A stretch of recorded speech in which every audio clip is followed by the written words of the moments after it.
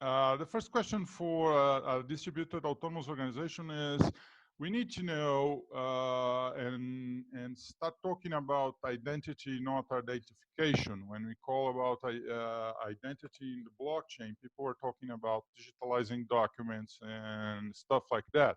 And we are not talking about this. This is not about an organization. It's not who am I, but who I am, or what are my purpose on life, and what we want to do on an organization that has no command and control chain. There's no hierarchy. There's no vertical structure or chain of command. So we have to start thinking on not just our documents, but what each one of them can relate. So I can, I'm not a social security number, I'm an entrepreneur, I can be an activist for my vote register, I can be a teacher for my IRS or anything like that. So I have several roles that I can do inside an organization, and that I can fulfill my purpose and the organization's purpose doing that. On a vertical hierarchical organization, it's not possible for us on this. So we decided that we would go for a just hands-on model and start doing something and start prototyping on some business models on a way that we have no vertical hierarchy, we have no center of command, and we're going to work on a distributed way, not decentralized or centralized one. Organization that we can join and act according our roles 25/7, and where we can be ourselves and be a professional also. So that's how we call the principles for the prosperous organization, which is now the principles for distributed autonomous organization, where we are looking at new forms of business models, a new form of governance, how we going to work with the hierarchy, uh, how would we solve the leadership problem as we don't have a vertical structure for that? What we're going to do with planning as we don't have functions or specific job descriptions, and from planning, how we get on budgeting and the financial management could be done to support this organization. So as we wrote those principles, we are looking at those characteristics of the organization. Our first experiment was a company called Crypto Transfer, which is for people to deal with crypto assets and learn how to deal in the blockchain and how to operate and transfer and sell and buy and issue tokens or any kind of crypto assets that we have in the market in 2016. We launched it in April of that year. I guess it's a month and a half before the DAO has appeared on the horizon, and we're still there, and the DAO is not. So I believe our model probably works better on this matter. Right after that, in June, we started a publishing house called BlockPub, which was built for the book Blockchain Revolution, and issued the BP coin, which we used to make an ICO to pay for the book rights, and we distributed for the translators, the designers, and the reviewers who work on it. And each book sold will distribute its revenue for everybody who works on that. Our third experiment was Just Virtual, which was a network of office workers who can be assistants in all matters of back office functions. We have secretaries, we have financial planners, we have people who would issue invoices and do all the financial management. And we are giving opportunities for people who are unemployed or wasn't able to get any jobs according by their age or the lack of experience. So now this network mobilized about 20,000 people here in Brazil, and they are doing a marvelous job for uh, those people who cannot get a regular job on a corporation. And the last one was what we call the Pimpadas, which was issued the pimp coin to help people to start handcrafting food and beverages. So people who wants to prototype their enterprises on the food market uh, could learn and work together and collaborate to start their own business without a large investment or sharing knowledge and techniques on that. So after a year that we are operating them, we have like 300 people working and dealing with the tokens. We have like 2 or 3 thousand people doing remote work on just virtual. We saw that almost the same people was dealing on all those organizations, that there's no sense that we have four different organizations with four different kind of crypto assets together. So we merge everything in one distributed autonomous organization called Prospera, which we launched it with its token, the Prosper token, in April of 2017, at the same time that we launched the Blockchain Revolution book. You can see at the back Don Tapscott, which is the author, playing a guitar at a bar in Brazil.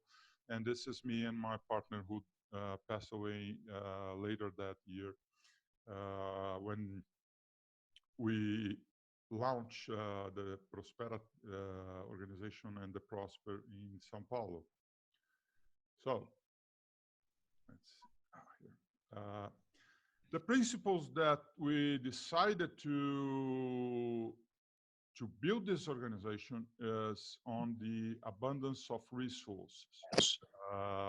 There is a double paradigm that we want to break, which is the scarcity paradigm, which the economy is all based on, which say that it's not enough resources for everybody. And so we get in fear that we will not get all the resources that we need. So we start competing to build our stocks. And doing that, we take some merchandise or services or everything out of the market. And when we do this, the prices go up and we exclude people. And then we confirm that it's not enough resources for everybody. COVID-19 was a great example of this believing. So people start thinking that there's no enough toilet paper for everybody. So the shit's gonna be so big that we're gonna get out of this. So we got stuck in toilet paper. And so the stocks of toilet paper are out, the price is going up, and then we get this panic. And this paradigm is giving us all this huge distance between the ones who have and the ones who have not. So people are making huge stocks and taking stuff from the market and excluding people from the game. If we look at not in the possession of something, but access of something, we do have an abundance of resources. We have office space, we have commercial space, we have production capacity, we have enormous amount of resources available. We don't need our house on the beach. We just need access to an app that will let us rent a house at the beach. So Airbnb will supply all the resources that we need. The Uber can resource transportation and so on. We can find an app for almost anything now. So if you go that there is enough for everybody and that we don't need to compete because we will get the access whenever we need it, we start collaborating. And if we start to collaborate to create something else, we're going to increase the offer. We're going to increase the availability of services and products. So we will lower the prices on the market. As we lower the prices, we become more accessible and we become more inclusive. So we're going to prove that there is enough resources for everybody, and we don't need to rush to the market. We don't need to rush buying and storaging things that we probably won't need by fear. And we change a paradigm of fear to a paradigm of confidence, from competition and war to a paradigm of collaboration, and we get out of discrimination and exclusion through a paradigm of inclusion and diversity. So we can become more exponential doing that. It's something about of how we organize ourselves and not the technology. I think on the blockchain ecosystem, people saying that blockchain is a decentralized technology. Vitalik Buterin says that blockchain is a centralized, and this does not matter.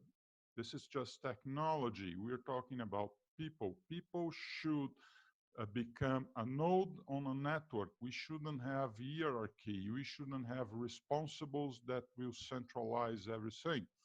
Because as far as someone is well intended, if he is a center, he will make a line, he will restrict access. He will be a gate that people will have to slow down to pass by. And if you get a distributed network, it's going to be easier to do that. But the problem is, and everybody who already tried to do something with a large group of people without someone taking responsibilities, will know that it will take a little longer to do that because distributed topologies tended to be more slow on decision making and does not have too much commitment.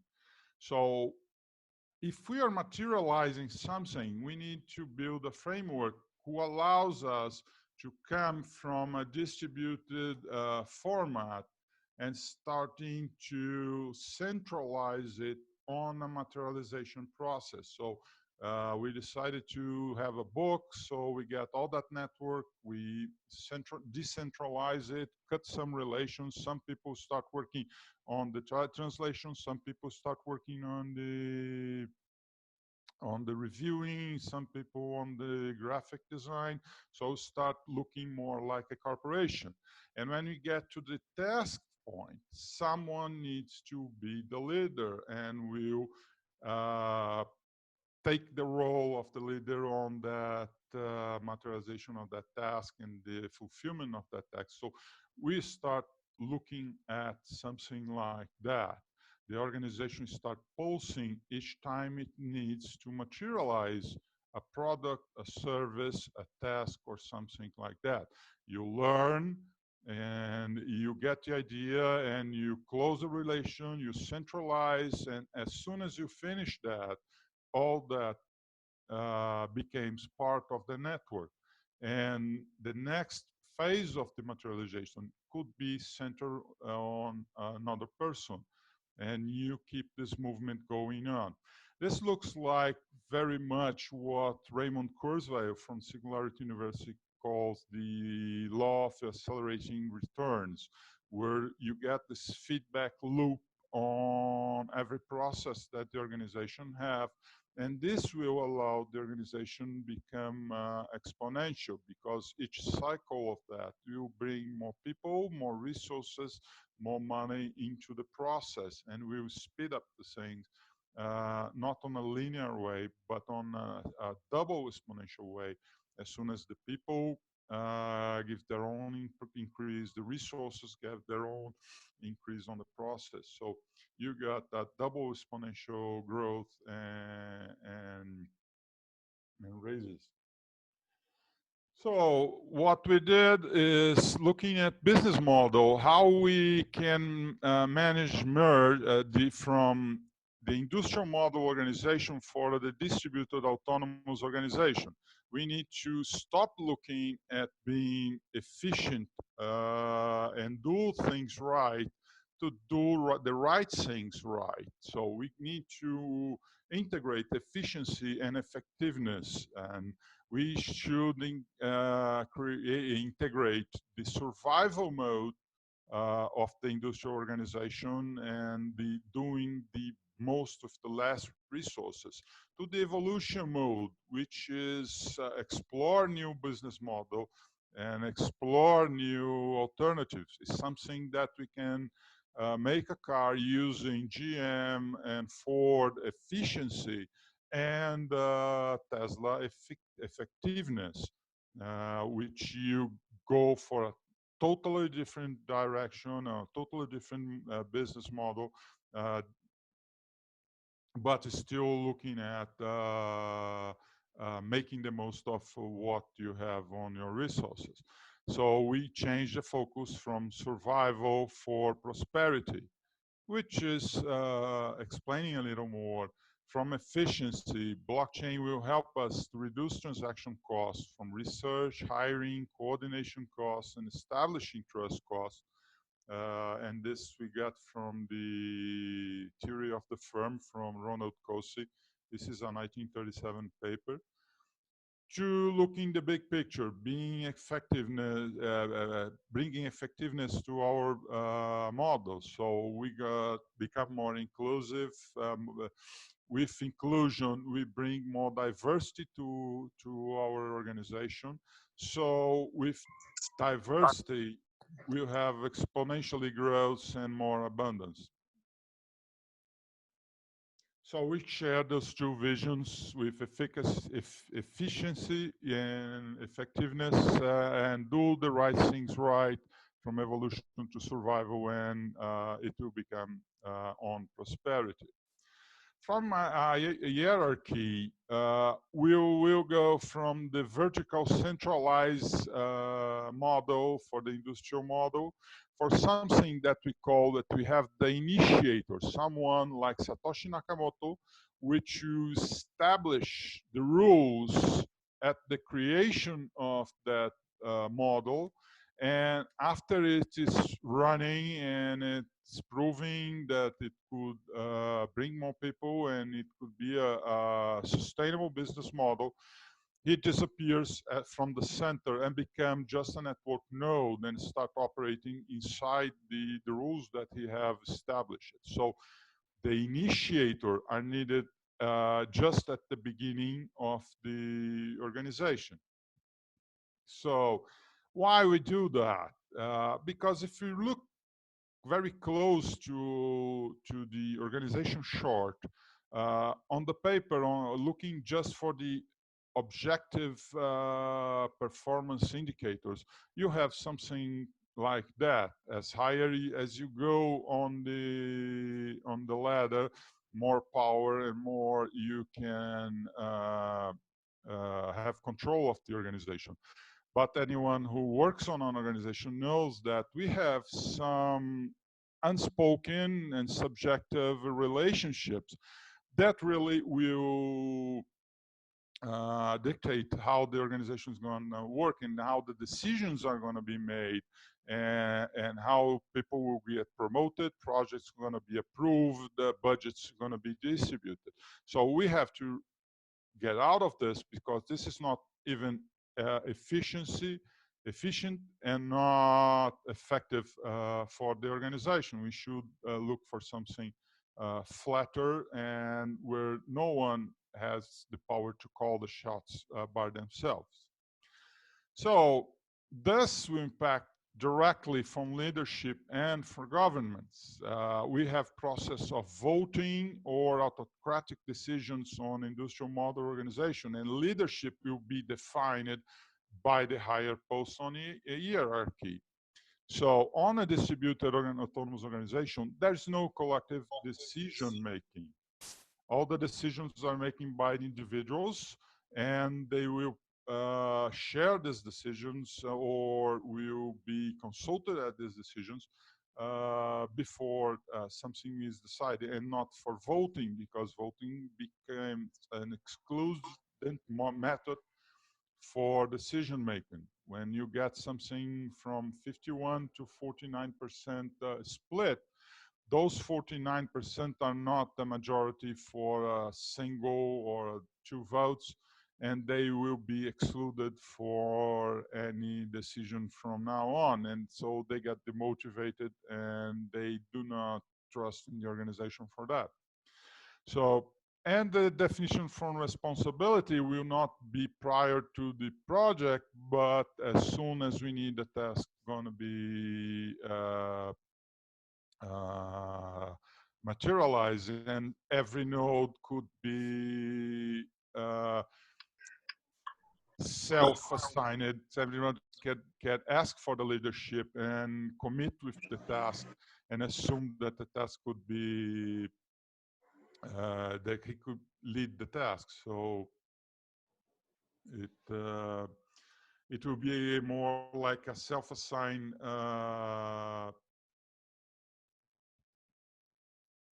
leadership. How we do that is we use some project management tools. Here is an example on Trello. All the tasks from a project, it's posted there, and anyone can present themselves and take it to materialization, or suggest any tasks and post on the board. And the group will just audit and help if the group feels that the task needs someone or some support, or someone else wants to participate, and collaboration comes in. On leadership and government, this is, we start using WhatsApp for a long time, and we have several groups that are discussing products and services, and organize discussions about how can we manage that. Now we are using a social network called Ning, which is also our knowledge repository that we are sharing with newcomers on the organization, that WhatsApp is not able to do that. And so we release, and we keep WhatsApp just for instantaneous communication and short notice messages. Hey guys. Hey. Hello. Is this where Lily is going to do the talk? Yes, but in 4 minutes, Gustav. Okay. Awesome. So, is this room 5? No, this is room 4. Okay, hi guys. Sorry, bear with me.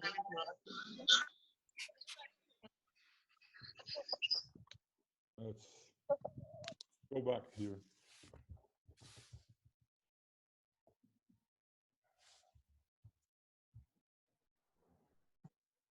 So on planning and budgeting, the major fail that the DAO has in 2016, people say it was the hack of the code and the hack of the Ethereum.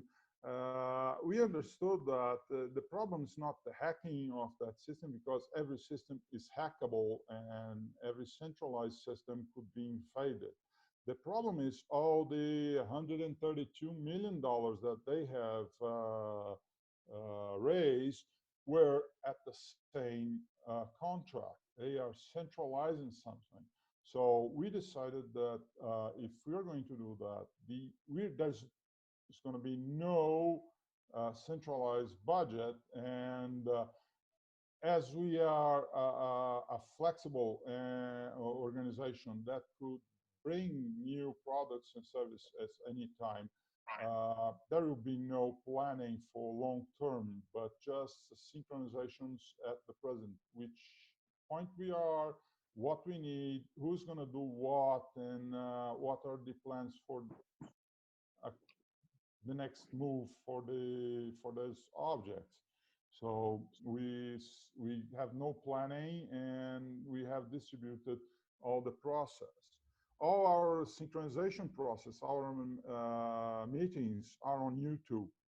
Several of them can be seen now.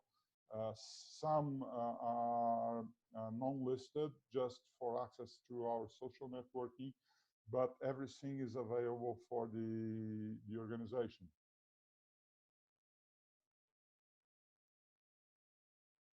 Well, 2 minutes. It's not 1 hour.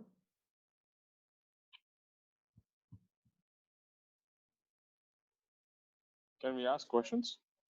Yes, please. Actually, there's a next session already starting now, guys. Sorry. I was thinking that was. Oh, how can we reach you? How can we reach you? Oh, let me go to the end of it. I have a whole an hour saying you can reach me at. I put my email here. Oops, here.